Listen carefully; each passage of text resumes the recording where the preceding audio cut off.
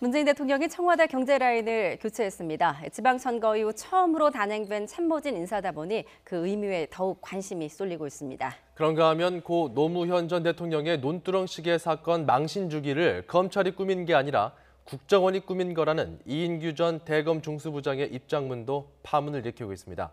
정치권 이야기 최창렬 용인대 교수, 김영준 명지대 교수와 함께 이야기 나눠보겠습니다. 두 분 어서 오십시오. 안녕하세요.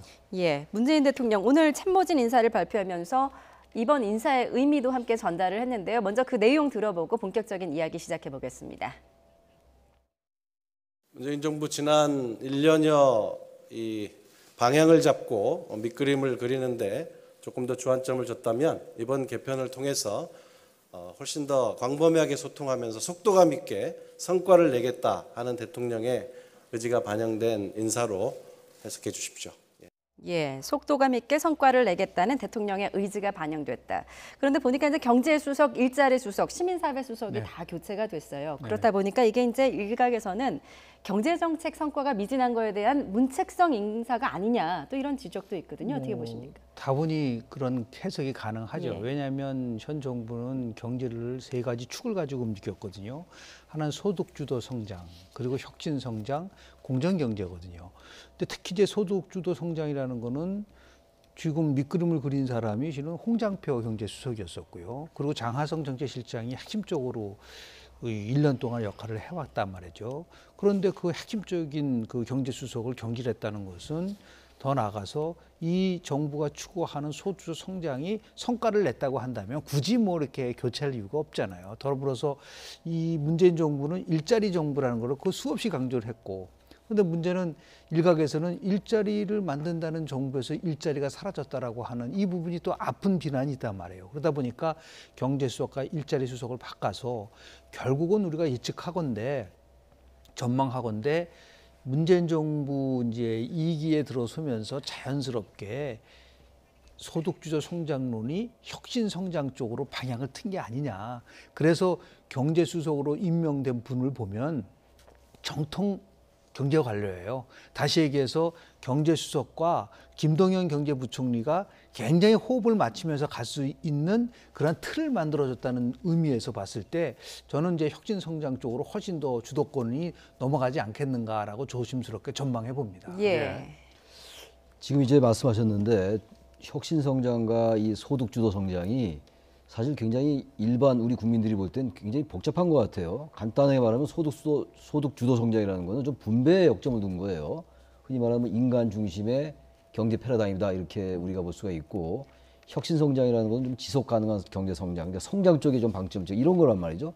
그러니까 언뜻 보면 이 혁신 성장과 소득 주도 성장은 조금 이제 약간 상충될 수 있는 부분들이에요. 결국은 이제 정부로서는 이 두 마리 토끼를 잡아야 되는 거거든요. 근데 지금 우리 김 교수님 잘 설명하신 것처럼 이 고용 문제도 굉장히 악화되고 있고 청년 실업 문제도 마찬가지예요. 그러니까 문재인 정부 2기가 출범하는 상황 속에서 한반도 평화체제 구축이라는 엄청난 성과를 내는 반면에 경제는 각종 경제 지표도 굉장히 악화되고 있고 당장 눈에 나타나는 가시적인 이러한 그 경제 실적도 굉장히 힘든 상황이고, 특히 지난달 31일 날 문재인 대통령이 국가재정전략회의에서 그런 말을 했어요. 소득주도 성장의 실패, 그리고 최저임금 인상 이런 문제들에 대해서 정부가 잘 못 대응하는 것 같다 이런 얘기를 했단 말이에요. 그러한 것들이 저는 이 청와대 이번 경제수석과 일자리 수석을 경질한 것에 반영돼 있다라고 볼 수밖에 없습니다. 물론 임종석 실장은 그렇게 얘기 안 했습니다만 그렇게 볼 수밖에 없죠. 그리고 어쨌든 경제에 대한 성과가 부진했기 때문에 경제 지표가 악화됐고 그것이 나타나는 것이기 때문에 그런 점에서 새롭게 뭔가 청와대가 이 청와대 수석으로 해서 더 장악해가지고 더 드라이브를 걸겠다라는 것이 아닌가. 일단 두 마리 토끼를 잡아보겠다. 라는 그런 생각인 것 같아요. 이번 개편을 두고서 감독은 그대로 두고 선수만 교체한 것 아니냐. 그러니까 장하성 청와대 정책실장은 그대로 두고 다른 수석들만 바뀐 것에 대해서 또 의아하다는 반응도 있어요. 실제로 만약 장하성 정책실장마저도 교체를 한다고 한다면 이것은 현 정부의 1년 동안에 있었던 평가를 스스로 부정하는 그러한 그 영향을 줄 수가 있기 때문에 결국은 절반의 교체를 통해서 뭔가 모멘텀을 만들겠다라는 그런 의지가 있는 것 같습니다. 그러니까 장하성 경제실장은 유임을 하고 경제수석을 바꿔서 이 경제수석이 신임 경제수석이 김동연 부총리와의 나름대로 호흡을 맞춰가면 자연스럽게 기류가 결국은 그 혁신 성장 쪽으로 바뀔 수 있지 않을까. 그러면서 자연스럽게 일자리와 관련돼서 또 나름대로 정무적 판단을 할 부분들이 좀 있는 것 같아요. 예. 지금도 보면은 경제수석은 정통 관료를 썼지만 일자리 수석하고 시민사회 수석은 아주 독특한 경력을 갖고 있어요. 그러니까 시민사회 경력만이 아니라 지금 더불어민주당이라든지 또는 또 출마를 했던 경험이 있는 분들이에요. 그러다 예. 보니까 자연스럽게 결국은 더불어민주당과의 소통을 하면서, 그러니까 청와대가 모든 것을 끌고 간다라고 하는 불만의 소리가 굉장히 많았었거든요. 이것을 어느 정도 해결을 할 수 있는 나름대로의 그 모멘트를 만들지 않았는가. 그런 면에서 봤을 때 결국은 뭐 장하성 실장은 뭐 경지 처음에 뭐 어떤 오보도 나왔잖아요. 사의를 표명했다. 근데 그것이 아니다라고 이제 공개적으로 이제 예. 그 청와대가 밝혔던 것과 마찬가지로 아직까지 제가 볼 때는 장하성 정책실장은 1기, 2기, 그러니까 보통 보면은 5년 단임제 대통령 국가에서 권력을 최대한대로 발휘할 수 있고 정책의 효과를 극대화할 수 있는 그 기간은 2년간입니다. 예. 그래서 앞으로 2년 동안 특히 내년도는 이제 선거가 없는 해이기 때문에 내년 상반기까지 현재 정부가 추구하는 과제를 집중적으로 결국 추진한 다음에 내년 상반기는 결국은 내후년 2020년 총선을 앞두고 있는 거기 때문에 종합적 평가를 통해서 뭔가 또 변화 줄 수 있는 거는 변화를 주지 않겠는가라고 조심스럽게 전망해 봅니다. 예, 이번 인사에서 좀 또 특이할 만한 게 이제 최측근으로 알려졌던 송인배 비서관, 제1부속비서관에서 정무비서관으로 이동을 했는데 결국 드루킹 댓글 사건에 연루된 게 아무래도 좀 영향을 미쳤겠죠. 제일 부속 비서관이 이제 대통령을 지근거리에서 보좌하는 가장 최측근이라고 우리가 이제 인식을 하고 있는 건데 정무비서관도 굉장히 중요한 자리죠. 그러니까 드루킹 의혹에 관련돼 있다, 연루돼 있다 이 부분을 뭐 전혀 배제할 수 없을 것 같습니다. 예. 왜 그러냐면 뭐 계속 얘기가 돼 왔던 것이고 드루킹 특검이 이제 본격적으로 수사가 시작된 마당에서 청와대가 부담을 갈 수밖에 없죠. 그러니까 일단 지근거리에 있던 제1부속비서관 자리에서 정무비서관 자리로 놓으면은 일단 송인배 비서관을 포용은 하면서 문재인 대통령에 대한 어떤 정치적인 부담감이랄까 이런 것도 좀 최소화하는 이런 식의 어떤 그 전략이 깔려 있는 게 아닌가 이렇게 생각합니다. 일단 이 부분. 예. 예. 자, 그 청와대에서는 이렇게 그 수석들의 부분 개편이 이루어졌다면은 이번에는 또 개각 얘기도 나옵니다. 개각은 이제 공석인 자리도 있고요. 어느 정도 폭으로 이루어질지도 상당히 관심사인데요. 그럼 뭐 이제 이당현 총리가 헌법에서 보장된 해임 건의안도 있지만은 또 장관에 대한 임명에 대한 건의권도 있지 않습니까? 그래서 그렇죠. 아마 소폭의 개각이 있지 않겠는가. 왜냐하면은 국무조정실에서 실은 17개 부처와 관련된 모든 평가를 매년 합니다. 그래서 그 평가를 기준으로 해서 나름대로 이제 개각의 요소가 발생이 되면은 결국 이제 개각을 하지 않겠는가라는 거를 얘기를 하고 있는데요.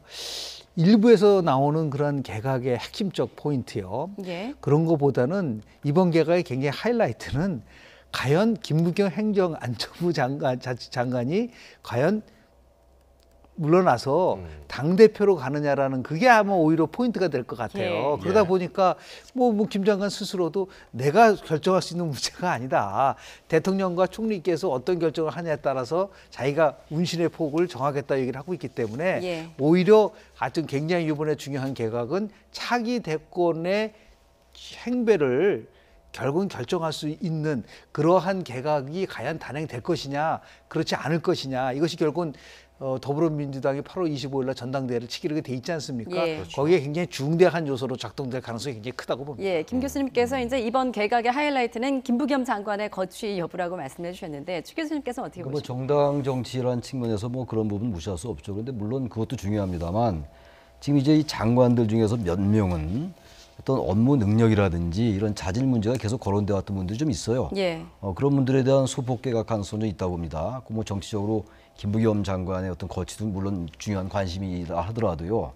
뭐 여러 장관들이 있죠. 그렇기 때문에 이번 개각은 어쨌든 청와대 그 개편과 마찬가지로 이제 문재인 정부가 2기로 들어가면서 개각을 하면 다시 이제 내각을 하면 다시 다질 필요가 있다라는 판단에서 저는 소폭이나마 개각이 이루어질 수 있을 것 같아요. 예. 그런데 이제 이번에 개편이 개각을 네. 앞두고 지문 라인이 네. 주목을 받고 있다고 하는데 이 지문 라인이 대체 그 뭡니까? 지문 라인이라는 예. 얘기가 문재인 대통령 잘 안다. 알지자에다가 이제 문재인 예. 문자란 말이에요. 친문과는 좀 다른 건가요? 친문과는 다르지 않겠어요? 근데 뭐 범친문이라고 봐야 되겠죠. 친문은 지금 정치권에 이제 포진하고 있는 인사들이고 당장 정치권이나 정당이 있지 않더라도 관계까지 포괄하는 그리고 검찰까지 포괄하는 문재인 대통령과 어떤 형태든 간에 인연을 맺었던 그리고 특히 참여정부 시절에 인연을 맺었던 이런 인사들이라고 보여져요. 그러니까 이런 분들이 나중에 이제 총선이라든지 이럴 때 하나의 충원을 할 수 있는 근거도 될 수가 있겠죠. 예. 이번에 또 아까도 잠깐 청와대 얘기로 다시 돌아가면은 사회혁신수석실을 시민사회수석실로 바꿨어요, 이름을.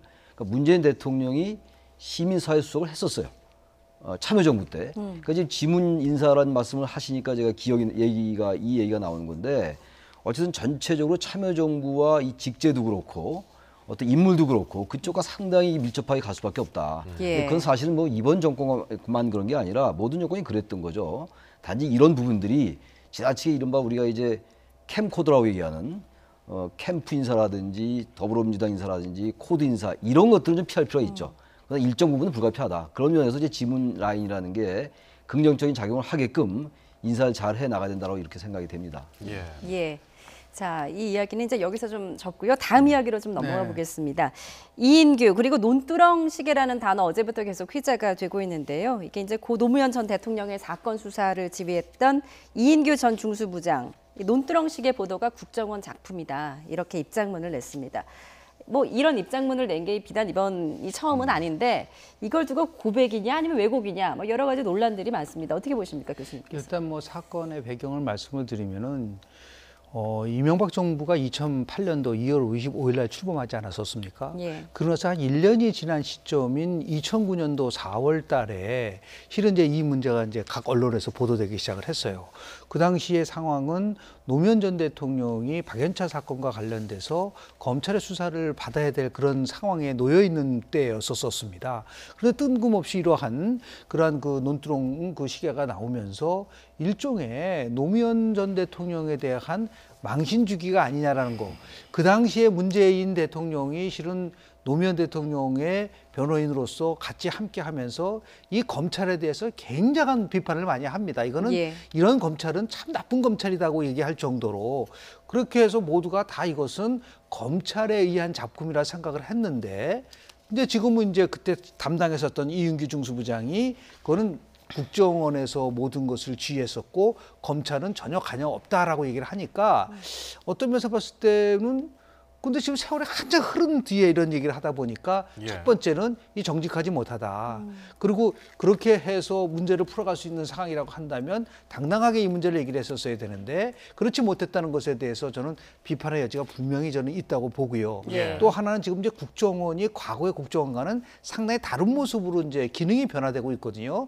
이 정부 들어와서는 이제 남북 문제와 관련돼서 해외에 여러 가지의 정보와 관련돼서 되지 국내 문제 쪽에서는 완전히 손을 뗀 상태라고 볼 수가 있는 것이죠. 예. 그런 상황 속에서 이제 지금 국정원이 이 모든 것을 지휘했다라고 하는 것은 이명박 박근혜 정부 시절에 국정원의 어두운 면들이 분명히 있었던 것이었고 그것에 이제 편승을 해서 모든 것이 국정원에 의해서 이루어졌다고 이제 좀 얘기를 하는 것은 아니냐라고는 의혹을 갖게 되는 것이죠. 그러니까 예. 검찰이 실질적으로 이 정부 들어와서 현 정부와의 관계가 껄끄럽지 못한 상황 속에서 이것을 뭔가 차단을 하려고 하는 의도가 있는 것이 아니냐라고 하는 의심을 받을 만하게 충분하다고 봅니다. 예.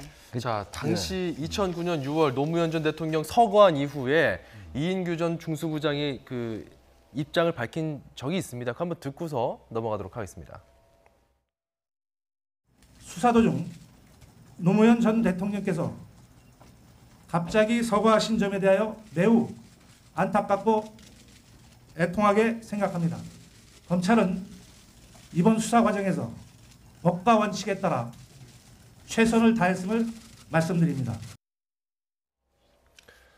자, 저게 지금 2009년이거든요. 그렇죠. 저 이후로 좀 2018년까지는 거의 9년 가까운 세월이 있었는데 지금 이인규 전 중수부장은 한국에도 없습니다. 그죠? 미국에 가 있는 걸로 알려져 있는데 왜 하필 이 시점에 이런 입장을 발표했을까요? 이것도 좀 작년이죠. 궁금해요. 작년에 이인규 전 중수부장이 미국으로 갔어요. 미국으로 갔을 때 나왔던 얘기가 적폐 수사가 본격화되니까 이인규 전 중수부장이 그 노무현 전 대통령 수사했던 검사잖아요. 그래서 뭔가 도피해서 간 거 아니냐 이런 얘기들이 많이 있었어요. 예. 그리고 이번에 나온 국정원이 배우다 이른바 논두렁 시계가 아까 말씀처럼 논두렁식이라는 건 논두렁이라는 아주 그 망신, 그 자극 이런 용어를 이용해서 노무현 전 대통령 아주 코너에 모는 아주 위기에 모는 이런 단어란 말이에요.